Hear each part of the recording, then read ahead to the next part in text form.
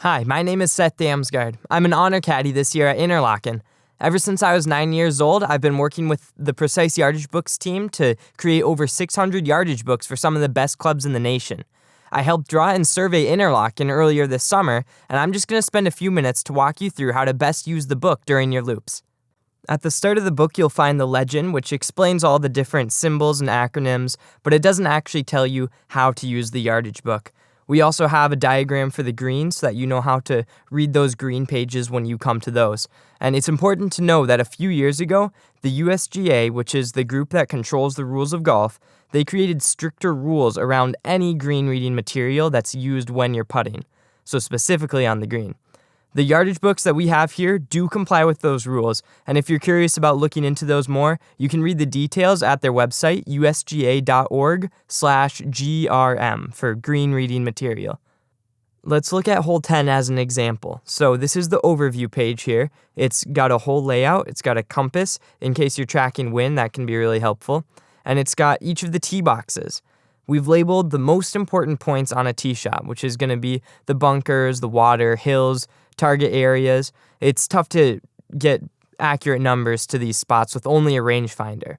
So we have this really handy grid at the bottom, and I'm going to show you how to read this because I know it may be a little bit overwhelming at the first look.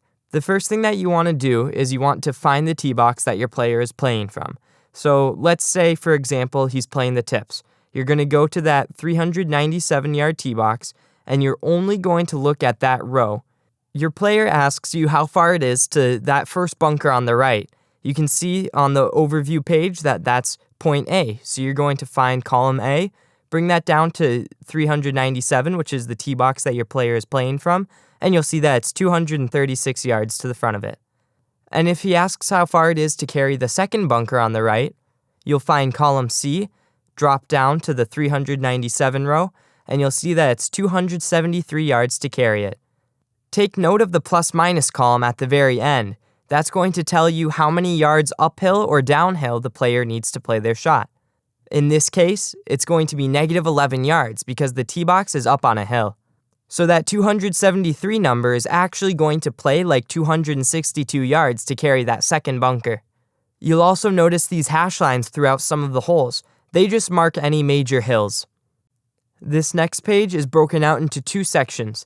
The bottom half is a zoomed-in look at the fairway where your player just hit to, and the top half is a zoomed-in view of the green where your player is hitting to.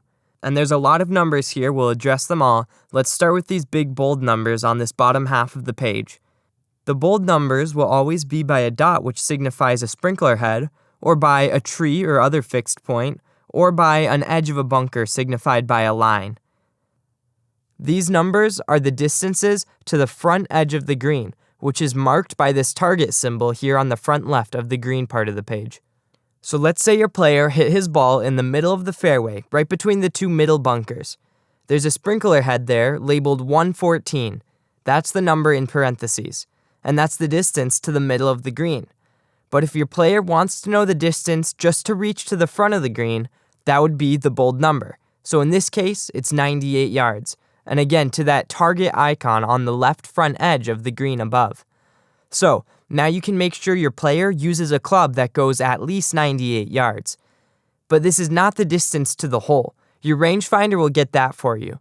But what your rangefinder can't tell you is that this is a tiered green with a hill right in the middle of it. Look in the middle of the green at the top. See the underlined 16, 14, and 17. Those are the additional distances to reach that shelf. So if the hole is in the back of the green and your player wants to clear that hill in the middle of the green, you would need to add another 14 to 17 yards to the 98 yards we started with to reach the front of the green.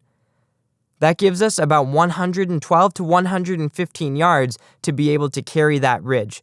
So you'll want to make sure your player has at least their 115 club for a hole location up on that top tier of the back half of the green.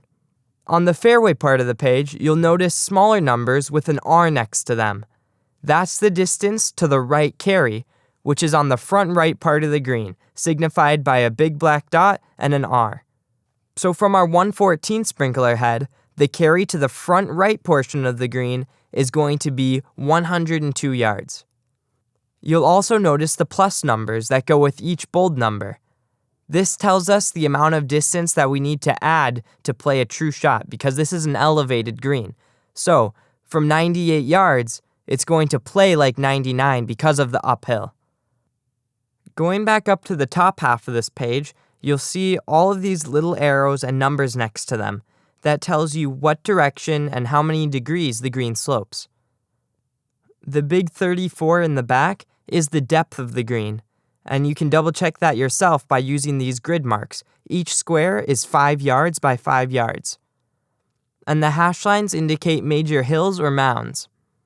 Now let's take a look at a par 5.